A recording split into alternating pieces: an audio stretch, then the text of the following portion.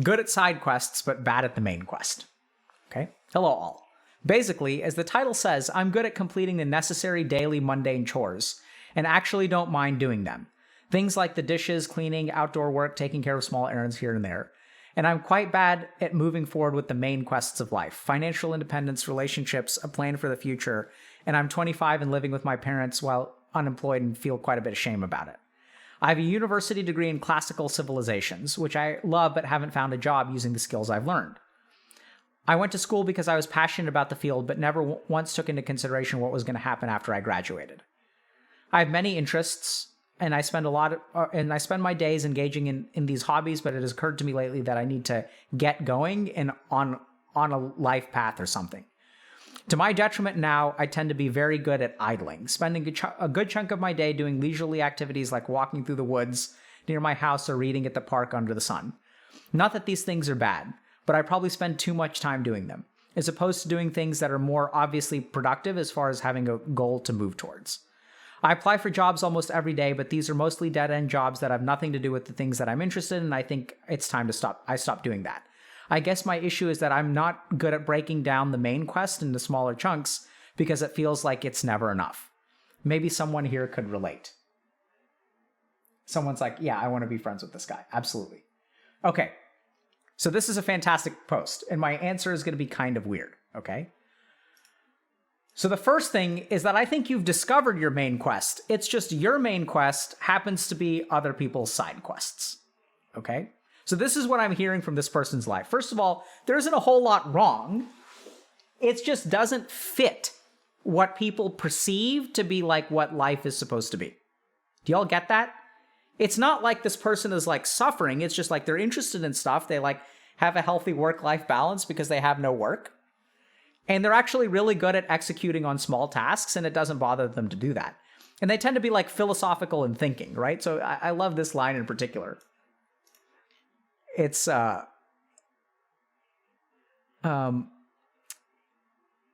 is it? Oh yeah. I have many interests. I spend my, it has occurred to me lately that I need to get going on a life path or something. I love this sentence because here's what I'm envisioning. Here's this person who studies classical civilizations in university, who's going for a walk in the woods and is kind of like, mayhaps I should start living life and get a job. Right? So I think this is actually awesome. This is who you are. Okay? So you're contemplative, right? Like you're a thinker. You're like you like to take life slow, and you tend to be like detail oriented. So this sounds very, okay, so Dr. K is going to go to pseudoscience, Ayurveda, astrology, whatever for a second. Sounds really guffa, right? Like hard to change, not really too ambitious, pretty detail oriented, can kind of get things done, is like very like earth element, okay? So I'd be curious whether this person is physically guffa, but seems very mentally guffa. Y'all get that? Like no ambition, but like nothing's wrong. I'm just kind of chilling, just chilling. So the first thing is that, so I make two concrete recommendations. Please, God, become a personal assistant or executive assistant. Please stop looking for dead-end jobs. So I don't know if you guys know this, but like good executive assistants can get paid like six-figure salaries. Like I've known some executive assistants that will get like 250, 300K a year. So it's a very, very valuable like skill. Grossly underestimated like in the market. So becoming a personal assistant or executive assistant, you can make like, depending on, you know, if you're answering a Facebook ad for someone who wants to pay you like $2 an hour, like that's going to suck. But I don't know exactly how these people become executive assistants. I don't know like how they got there. And I've even asked a couple of times, but it seems like there isn't like a formal process to it. It's sort of like you're good at detail-oriented stuff. Someone who has a pile of money recognizes that they're bad at this crap and you're good at this crap. And they're like, hey, can I pay you $50K a year to make sure that my registration sticker is updated in my car so I don't get like pulled over and my car impounded because I have this crap to do. So if you're looking for a job, I would strongly, strongly look for like high value personal assistants and executive assistants and like help people who have more money than you do and don't have the time to do all the little crap that you are good at, like just do it for them. And it'll be like a good exchange for everyone involved. So I think you'd be very well suited to that kind of job. So second thing is recognize that like in your life, what I would envision for you, I have no idea if this is possible or not, is like you're an executive assistant to someone making like $80K a year. Okay. So you take care of crap during the day that they need to take care of. But it's like they're going to give you a list of things and you're going to kind of take care of it at your leisure. And the rest of the time, you're just going to be like thinking, right? Because you're going to like go do things like pick up their dry cleaning. And so you're going to like go pick up their dry cleaning. And on the drive there, you're going to be thinking about classical civilizations like you do. So I'd encourage you to like carry a notebook and start to like write or do something because you've got something in there that's philosophical and contemplative and needs to come out in some way. And so essentially you want to like pay your bills being someone's like personal assistant or executive assistant. And while you're doing that, just let your mind slowly like nurture and grow whatever the kind of contemplative crap you want to do is. But your skill set and your degree can be completely independent, okay? Like, even if you look at me, like I'm a Twitch streamer. My degree is in medicine. Those are not, this isn't even medical care. Like what we're doing right now is not medical care. My skill set and my degree are different.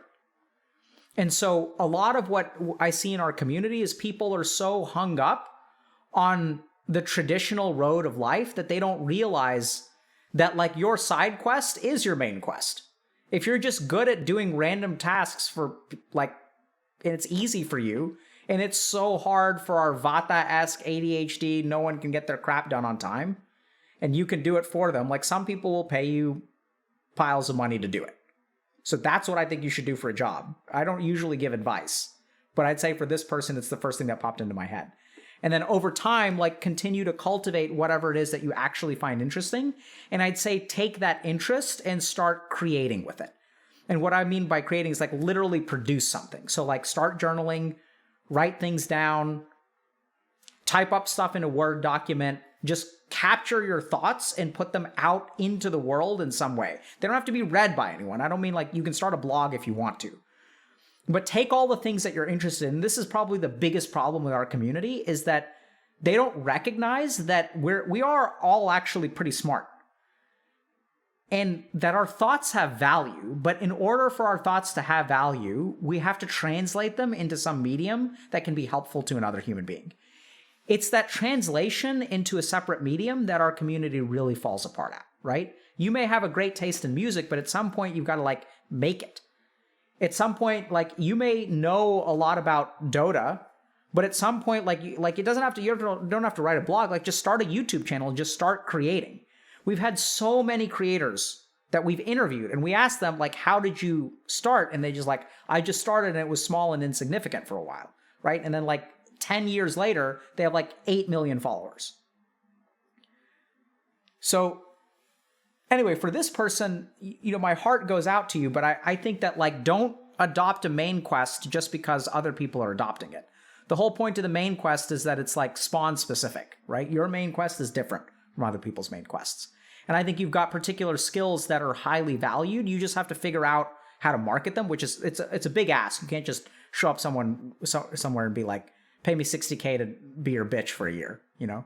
Like you can't, that people aren't going to take that. But at the same time, like these tasks can be very, very valuable. Like what you're good at and what you excel at can be really valuable to some people. I just don't know how you find them, but I'd start there. So I'd look for like openings for personal assistants and just keep on the lookout because some of them will pay a lot.